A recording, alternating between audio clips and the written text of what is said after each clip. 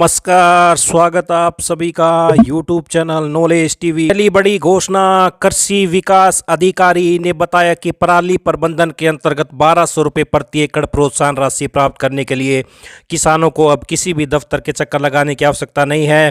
पात्र किसानों की वेरिफिकेशन प्रक्रिया उनके गाँव में ही की जाएगी। तो ये हरियाणा के फतेहाबाद जिले से बड़ी अपडेट सामने आ रही है।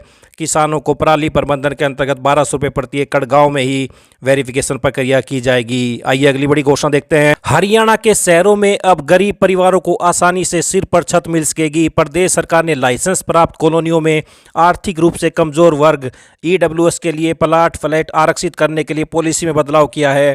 प्रत्येक कॉलोनी में 20% प्लाट और 15% मकान गरीबों के लिए आरक्षित किए जाएंगे सोसाइटीज में। तो हर लाइसेंस प्राप्त कॉलोनी में 20% प्लाट और हर ग्रुप हाउसिंग सोसाइटी में 15% फ्लैट गरीब वर्ग के लोगों के लिए आरक्षित होंगे। कॉलोनियों में ईडब्ल्यूएस कोटे के तहत रिजर्व रखे जाने वाले फ्लैट 50 से 125 वर्ग मीटर साइज के होंगे। इसी तरह इस वर्ग के लिए फ्लैट का साइज 200 से 400 वर्ग फीट तय किया है। इतना ही नहीं, प्लाट और मकान की दरें भी तय कर दी हैं। ईडब्ल्यूएस प्लाट की कीमत 600 रुपये प्रति वर्ग मीटर और फ्लैट्स की कीमत 1.5 लाख रुपये यानी 750 रुपये प्रति वर्ग फीट की दर पर उपलब्ध होंगे। इस पूरी प्रक्रिया की निगरानी और संचालन हाउसिंग फॉर ऑल विभाग करेगा। डेवलपर लाइसेंस धारक अपने ईडब्ल्यूएस हिस्से के प्लाट और फ्लैट इस विभाग को सौंपेंगे, जो आगे इन्हें योग्य आवेदकों को आवंटित करेगा। विभाग आवंटन प्रक्रिया को पूरी तरह पारदर्शी बनाने के लिए समाचार पत्रों में विज्ञापन जारी करेगा, आवेदकों की स्क्रीनिंग करेगा और ड्रा ऑफ लॉट्स लॉटरी के माध्यम से पात्र व्यक्तियों का चयन करेगा। तो 5 साल तक मकान बेचा या हस्तांतरित किया तो लगेगा 2 गुना जुर्माना।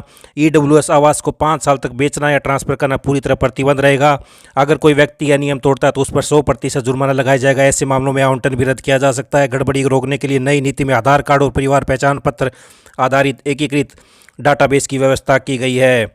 तो किराए पर भी मिलेंगे मकान। हाउसिंग फॉर ऑल विभाग किराए पर भी मकान देगा। इससे शहरी क्षेत्रों में कामकाजी वर्ग, प्रवासी मजदूर और निम्न आय वाले परिवार कम किराए में सम्मानजनक आवास प्राप्त कर सकेंगे। किराए की इस योजना के लिए अलग से नीति और नियम तय किए जाएंगे। डेवलपर को इस व्यवस्था के तहत समय पर भुगतान मिलेगा और यदि भुगतान में देरी होती है तो उन्हें 9% वार्षिक ब्याज भी दिया जाएगा। तो गरीबों ने मकान नहीं खरीदे तो सामान्य वर्ग के लोगों को बेचे जाएंगे।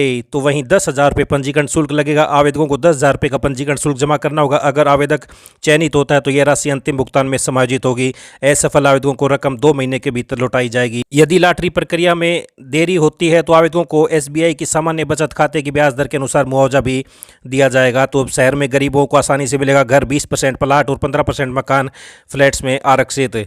आइए अगली बड़ी घोषणा देखते हैं। हरियाणा में लाडो लक्ष्मी योजना के लिए बहुत कम लोगों ने पंजीकरण कराया है। बहुत कम महिलाओं ने 23 अक्टूबर तक सिर्फ 5,30,000 पात्र महिलाओं ने ही पंजीकरण कराया है, बल्कि 20 लाख महिलाएं पात्र हैं। तो अभी भी लगभग 15 लाख करीब महिलाओं ने पंजीकरण नहीं कराया है। 25 अक्टूबर तक जिन महिलाओं ने पंजीकरण करा लिया होगा या फॉर्म भर दिया होगा उन सभी के खाते में ही 1 नवंबर को 2100 रुपये आएंगे। तो सभी अधिकारियों से कहा गया कि वे पात्र महिलाओं तक जल्द से जल्द पहुंचें और घर घर जाकर महिलाओं को पंजीकरण करें। उपायुक्तों को निर्देश दिए गए कि वे पंजीकरण की व्यवस्था में ग्राम सचिव और पटवारी की मदद लें। इसके साथ यह भी निर्णय लिया गया कि पंजीकरण प्रक्रिया को सुविधाजनक बनाने के लिए शनिवार रविवार को भी संबंधित अधिकारी और कर्मचारी अपने अपने स्टेशनों पर उपलब्ध रहेंगे। अभी तक कई लाख पात्र महिलाओं ने पंजीकरण नहीं कराया, इसे लेकर हरियाणा सरकार भी चिंतित है। ऐसे में सरकार ने सभी संबंधित विभागों को निर्देश दिए हैं कि पंजीकृत कराए जाएं।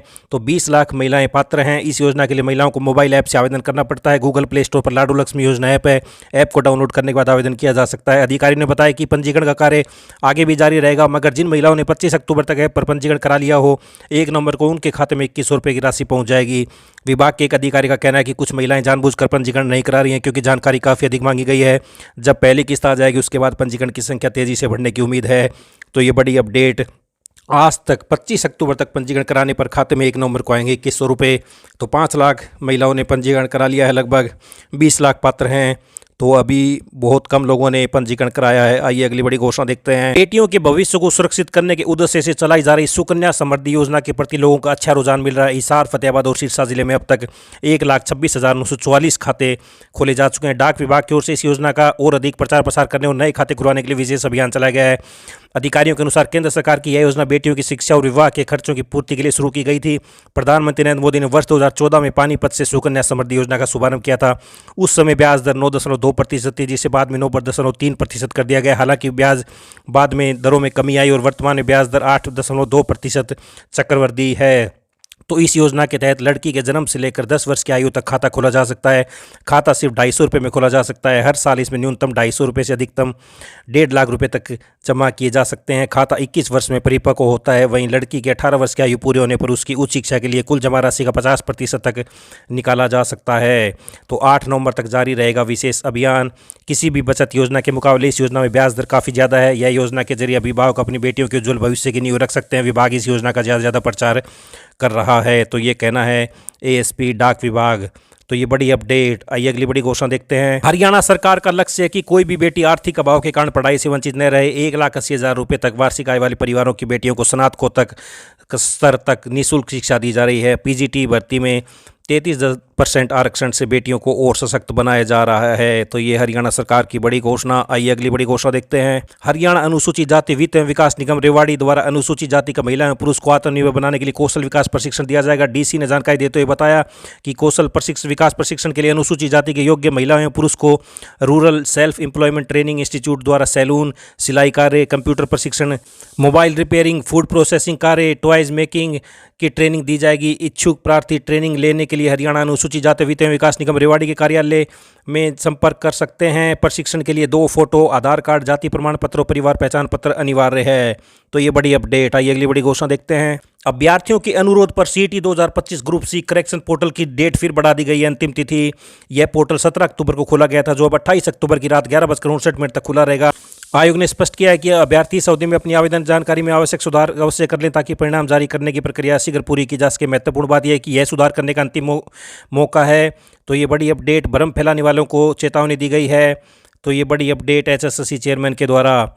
आइए अगली बड़ी घोषणा देखते हैं। सरकार ने राज्य के कर्मचारियों तथा पेंशन भोगियों, पारिवारिक पेंशन भोगियों के लिए महंगाई भत्ता डीए और महंगाई भत्ता राहत डीआर की दरों में वृद्धि करने का निर्णय लिया है। 55 से 58% कर दी गई है, जो 1 जुलाई 2025 से प्रभावी होगी।